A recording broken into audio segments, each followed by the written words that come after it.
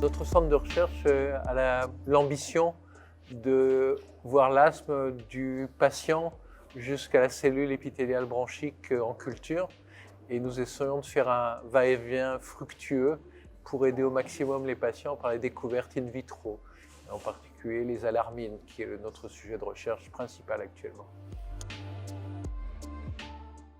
À mon avis, tous démarrent très tôt dans la vie embryonnaire. Et le problème, c'est d'arriver à anticiper le risque de développer de l'asthme. La théorie de l'hygiène, et nous l'avons montré avec nos amis de Gand et de Munich, ont montré que potentiellement on peut changer le phénotype et l'avenir des asthmatiques dans le ventre de leur maman. Ça a été l'opportunité sur des modèles animaux, mais je pense qu'on va le faire chez l'homme dans le futur. Et ça, c'est vraiment très important.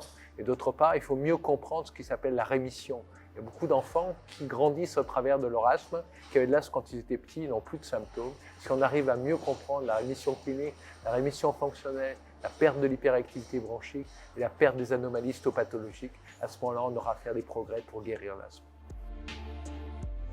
C'est vrai que c'est fantastique pour les patients qui sont répondeurs aux biothérapies, essentiellement les gens qui ont un phénotype qualifié de T2, c'est-à-dire qui recrutent des éosinophiles ou c'est des asthmatiques sévères allergiques.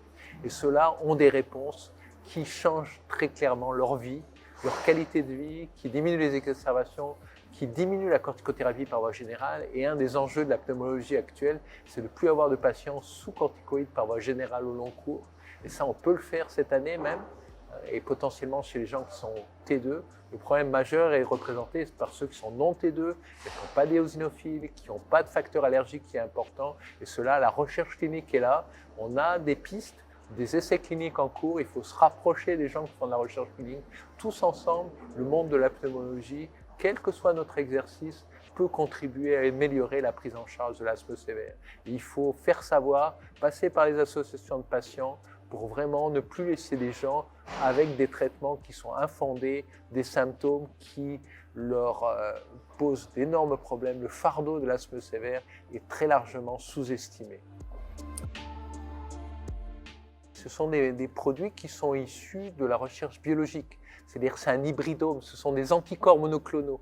Donc ça nécessite une technologie qui est très importante. Le développement de ces produits a été très difficile.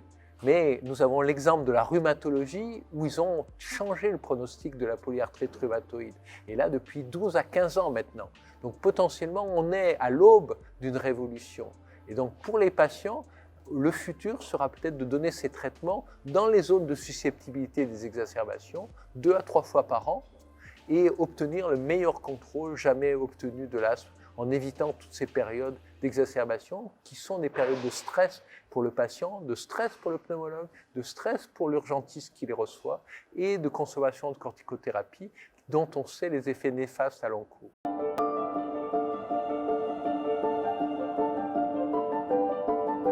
Apélib.